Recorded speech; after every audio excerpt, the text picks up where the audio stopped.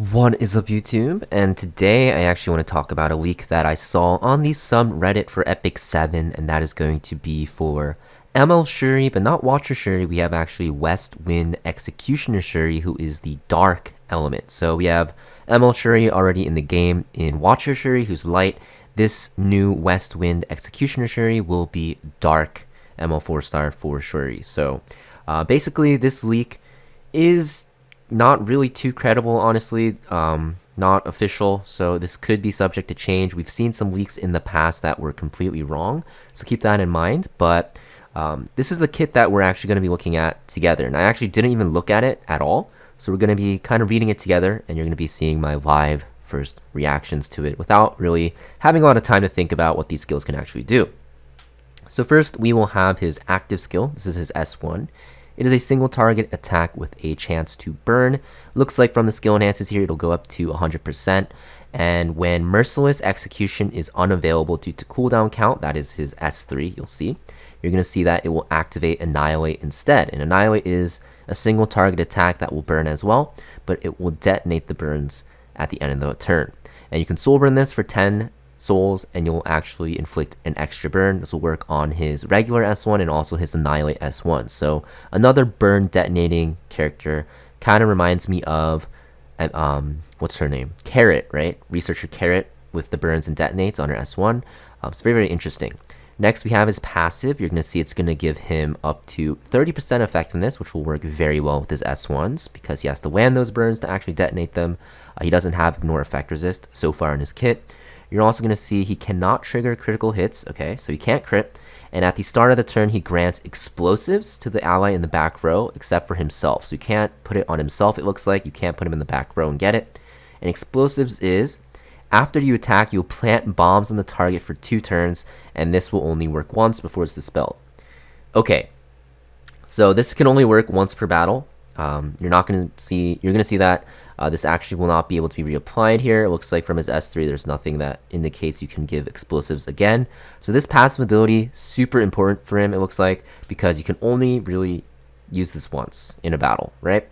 And because he's so centered around detonating these burns, you're definitely going to want to put this on an AoE attacker. For example, anything with an AoE S3 or S1, you can just put it on them and then land these bombs. And looks pretty powerful. You can put this on, like, I don't know, just anything that opens with AoE, like even like Noggle. I think Noggle with this would be absolutely insane because you're putting so many debuffs and stuff like that. So it looks very interesting, and then he'll be able to detonate.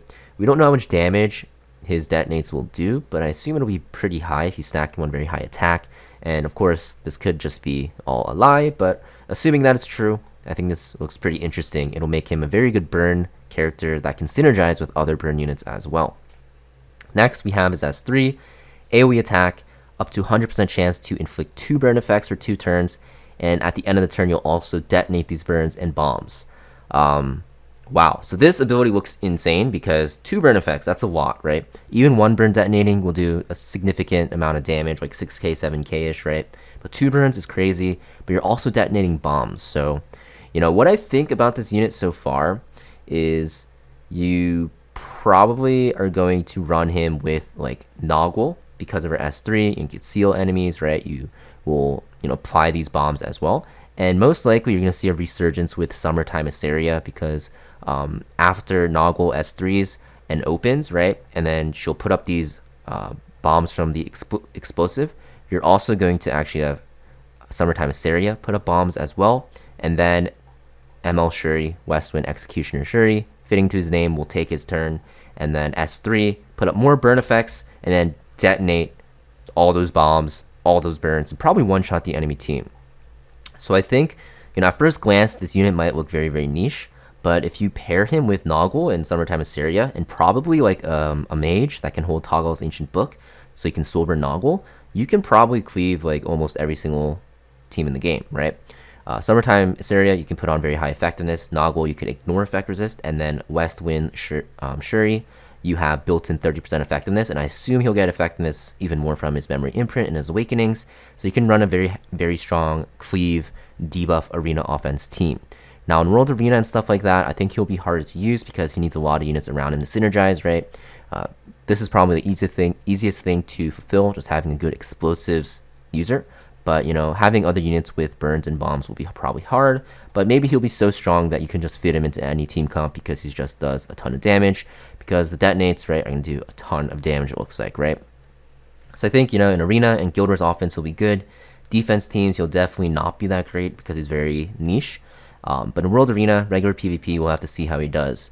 In PvE, I don't really think you'll use him at all.